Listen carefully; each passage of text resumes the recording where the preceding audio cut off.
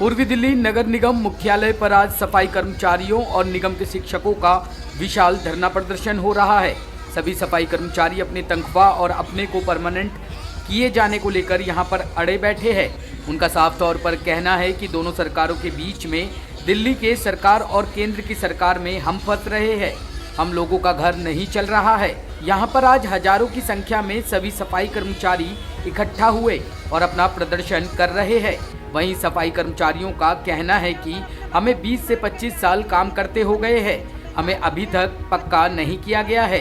हमें ना ही सही लेकिन हमारे आगे बच्चों को तो पक्का किया जाए और 4 से 5 महीने तक हम लोगों को सैलरी नहीं मिलती। वहीं शिक्षकों का कहना है कि हमें 10 साल तक काम करवाया गया, उसके बाद उन्होंने अब हमें घर पर बैठा दिया है।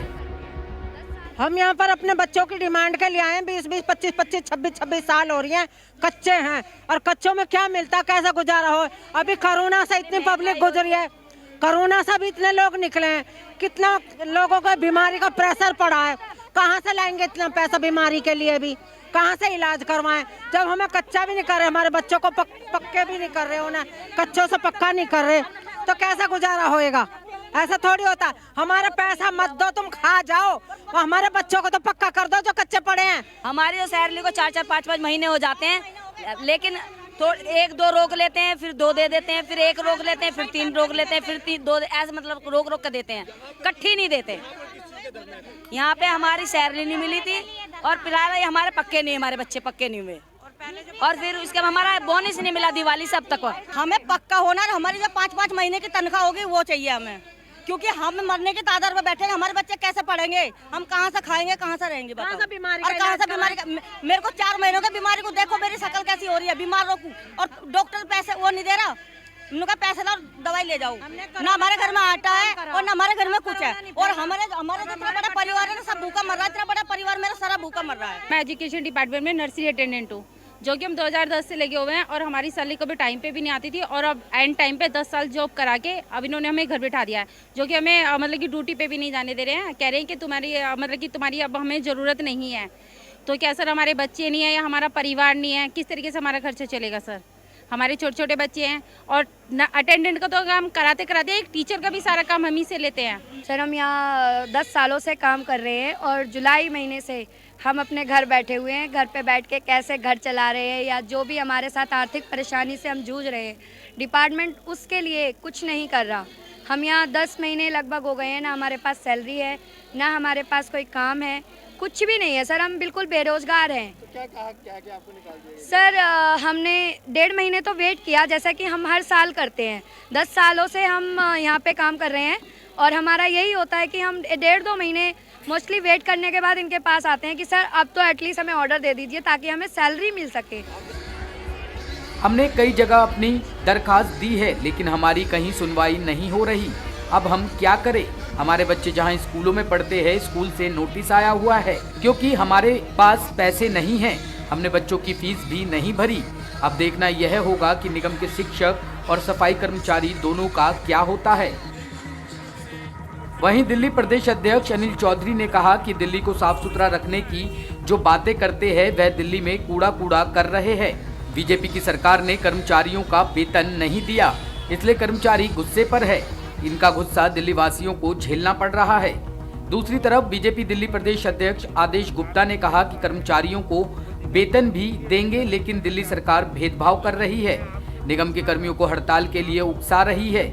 जनता से यह सवाल पूछना चाहता हूं कि अरविंद केजरीवाल के आने पर ही निगम की हड़ताल क्यों हुई है। ये वो सड़क है नरवाना रोड, जहां पे राजकीय सर्वोदय कन्या बाल विद्यालय वेस्ट विनोद नगर आप देखें, यहाँ लगभग 3000 से ज्यादा छोटे बच्चे पढ़ते हैं और ये विनोद नगर वेस्ट है जहाँ से बहुत बड़ी आबादी इस गली से अंदर जाती है। ये शहर है दिल्ली शहर, जिसको भाजपा और आम आदमी पार्टी दोनों ने मिलकर बर्बाद कर दिया। कि जो हमारे कर्मचारी हैं उनको वेतन भी देंगे और सरकार ने दिल्ली सरकार बहुत ही भेदभावपूर्ण तरीके से काम कर रही है। वो निगम के कर्मियों को हड़ताल के लिए उकसा रहे हैं, वो निगम को इसीलिए वेतन नहीं देना चाहते हैं। मैं आपसे पूछना चाहता हूं, आप लोगों के माध्यम से जनता के सामने भी एक प्रश्न रख रहा हूं कि अरविंद केजरीवाल के आने से ही हड़ताल क्यों हुई है। इससे पहले निगमों में हड़तालें नहीं हुआ करती थी। वहीं विपक्ष नेता मनोज त्यागी आम आदमी पार्टी से उन्होंने कहा कि कर्मचारियों की हड़ताल की जिम्मेदार बीजेपी की है, क्योंकि वह निगम में शासन में है। कर्मचारियों को वेतन देने में फेल है, मैनेजमेंट कर्मचारियों को पक्का करने में फेल है, हर तरह से ये सरकार फेल है। अगर इनसे निगम नहीं चलता तो यह हमें दे दे, हम निगम चलाकर दिखाएंगे।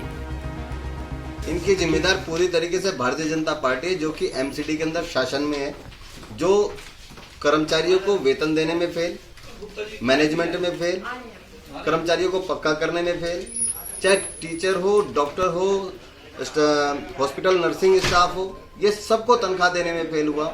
इनका मैनेजमेंट फेल है। ये बार बार ये बोलते हैं कि अधिकारी हमारी बात नहीं सुनते, अधिकारी मनमानी कर रहे हैं। अरे अधिकारी मनमानी कर रहे हैं, इसका मतलब ये कि आप पूरे तरीके से आपका जो मैनेजमेंट है वो जीरो है, शून्य है, और आप पूरी तरीके से इसको चलाने में फेल है।